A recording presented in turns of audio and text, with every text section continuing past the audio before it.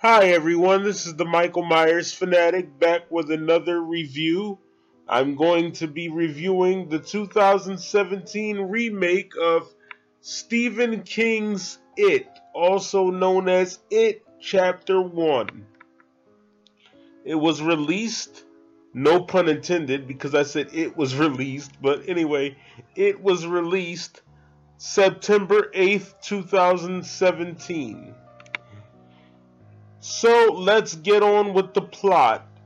It starts off with October 1988 and Bill Denbrough, I guess that's how you pronounce his name. They always got to use strange names in these movies.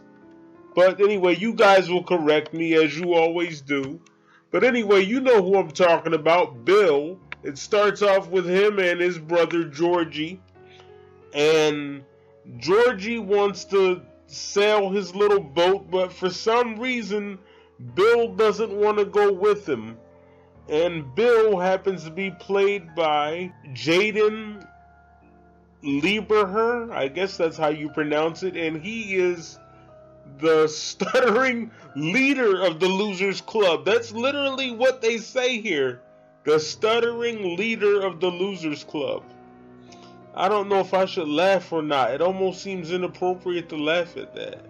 Sorry about that if I offend anyone, but that's what they have written here on Wikipedia. Anyway, and you have It, aka Pennywise the Dancing Clown, and he's played by Bill Skarsgård. What is it with these weird names? I don't understand this, but whatever. Basically, Pennywise feeds on the fear of children, and they taste better when he eats them. I have to say, that is an interesting concept. I guess you could call him a demon. It just says that he's an ancient evil. Anyway, moving on, Georgie wants to play with his little sailboat there, and Bill says, I don't really feel like going, I'm sick. Don't you remember? Bill helps him paint the wax on there, and he goes outside to play with the boat, and the boat goes too far down and it ends up in the sewer. And then Pennywise starts talking to him, and he tells him that it's a big carnival down there, and popcorn and cotton candy and all this stuff like that. Georgie, being a kid, he believes him. And then when he reaches down to get the boat, because Pennywise says, do you want the boat back? And Georgie, of course he wants it back, but he's a little apprehensive. He even asks the clown, hey, what are you doing in the sewer? And the clown, he says that that's where he lives or something to that effect. So anyway, when the clown reaches up to give Georgie the boat back, Georgie reaches for it and the clown bites his arm off, and they actually show it this time, whereas in the 1990 adaptation they didn't show it, at least not to my recollection. I will be getting both adaptations, by the way, because I happen to like it. It's going to be kind of confusing saying the word it, because you're going to think I'm talking about the clown when I'm talking about the movie, and then when I'm talking about the movie, you're going to be thinking I'm talking about the clown, so this is going to be a little annoying. Just bear with me here. It was easier for me to review the 1990 adaptation because I remembered what all the faces look like, but with the remake, it's kind of confusing, so again, I say please bear with me. Now, Ben is the one that gets bullied at the beginning of the movie, and Beverly saves him. Beverly Marsh. She's played by Sophia Lillis, and everyone says that she's the town slut. That's what they call her, and they call her Beverly. What they are unaware of is that she's a victim of sexual abuse at the hands of her father. They know nothing about that. She doesn't say anything about it. She's strong. She doesn't really let it destroy her, and I love that about her character. She just keeps right on pushing. I think that's awesome. And a long story short, guys, let me see if I'm leaving anybody out. Okay, there's Richard, played by Finn Wolfhard.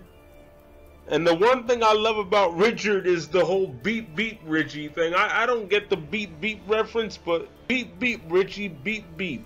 Then you have Mike, and he is the only African American in the group.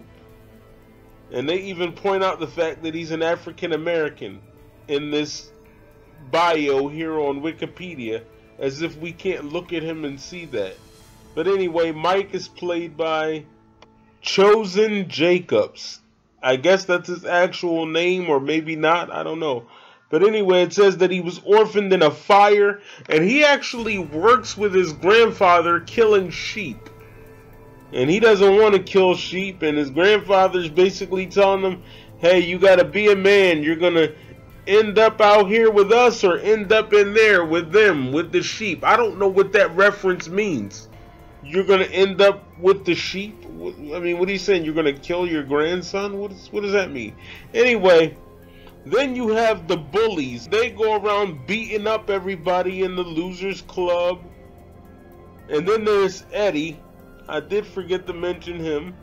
And he is played by Jack Dylan Grazer.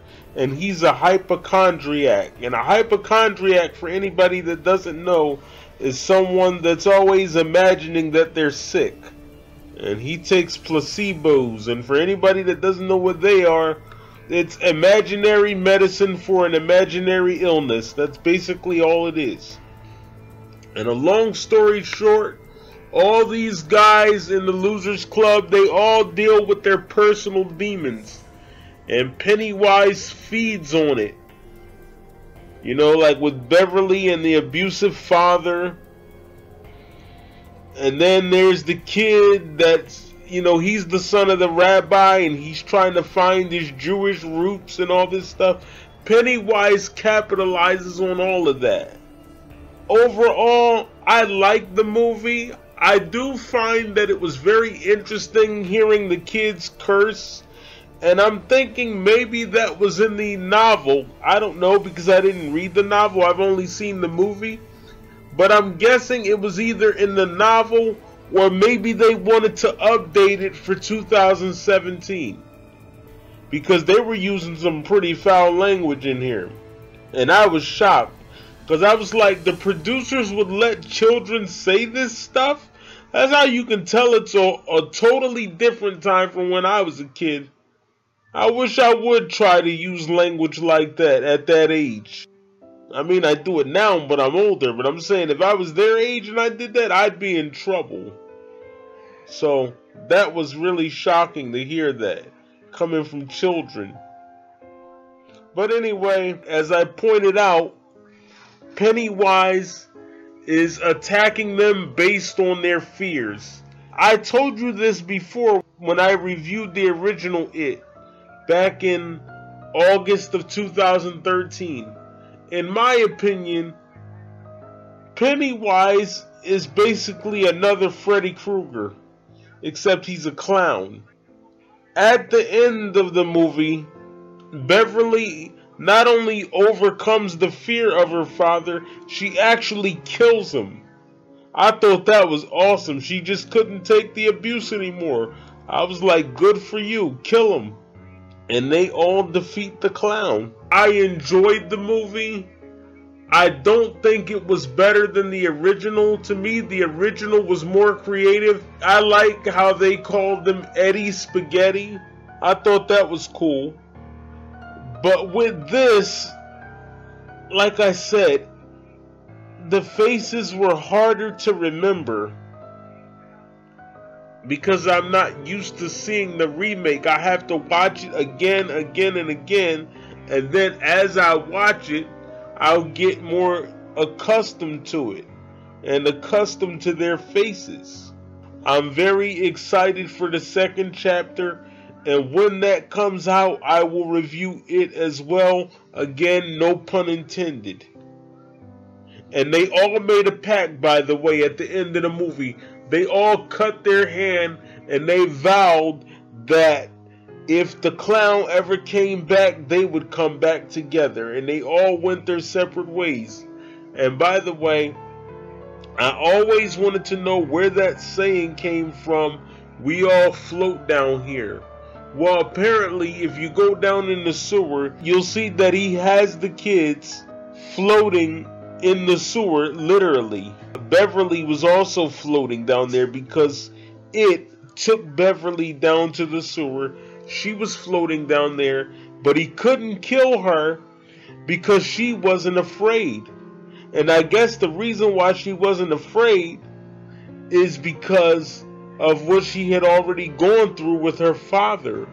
So I think in some way it sort of desensitized her to what was really going on. And she became numb to the fear of what was going on with the clown. I guess she's saying, since I was abused by my dad, what's a mystical clown? I think that's the way she saw it. I thought that was an interesting take on it. I really enjoyed it, and I hope you guys enjoyed my review of it. As I said, it was very confusing because I'm not used to the remake yet. I'm only used to the original. This is the remake of Stephen King's It, also known as It Chapter 1. And I cannot wait for the next chapter. I look forward to it. And thank you again for listening. I'm the Michael Myers fanatic, and I approve this message. It Chapter 1 from September 8th of 2017. Thank you very much.